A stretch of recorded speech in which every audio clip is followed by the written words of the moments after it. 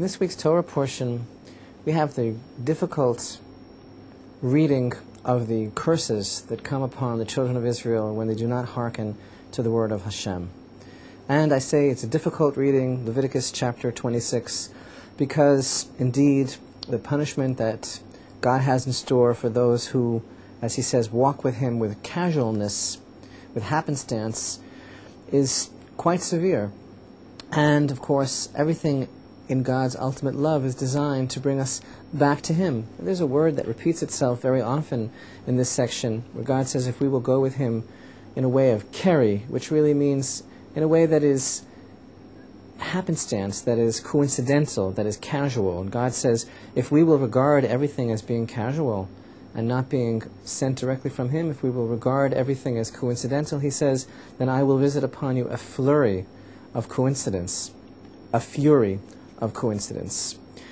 And certainly one of the things that we derive from this lesson is that indeed our relationship with God is quite reciprocal. There are no guarantees, but the goal is for us to reflect his presence in this world through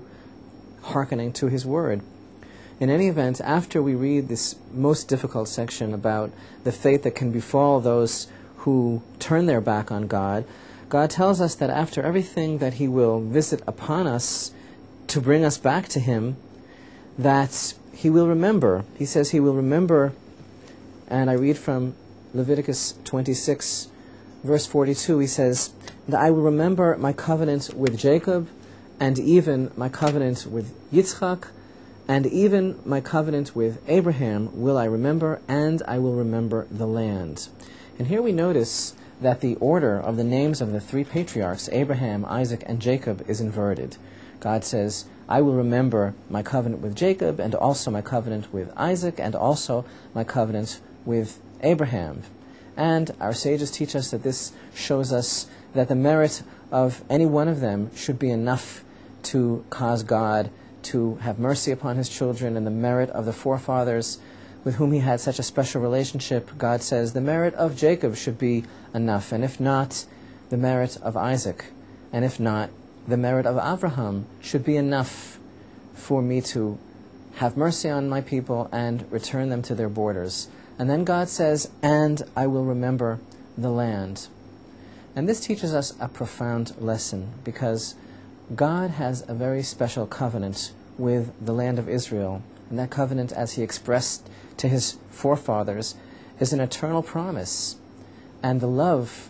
that God had for Abraham, Isaac, and Jacob was expressed through his promise that the land would be given to their children, the children of Israel, forever. But on a deeper level of understanding, we can see from this verse one of the aspects of the inexorable bond between the children of Israel and the land of Israel. For indeed, this verse is weighing the merits of the forefathers as being the device by which God will have mercy on his children and return them to him. And he states in this verse, I will remember the merit of the forefathers. And if such a thing should happen, if such a thing should be possible, which it isn't, but if it would be possible that the merit of the forefathers would not be enough, I will remember the merit of the land. And the spiritually redemptive process of the land of Israel itself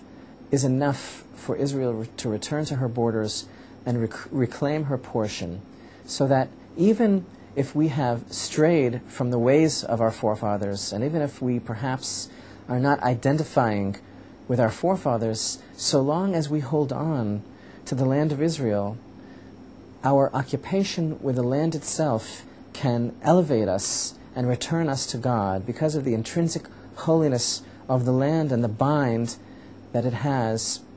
with the God of Israel.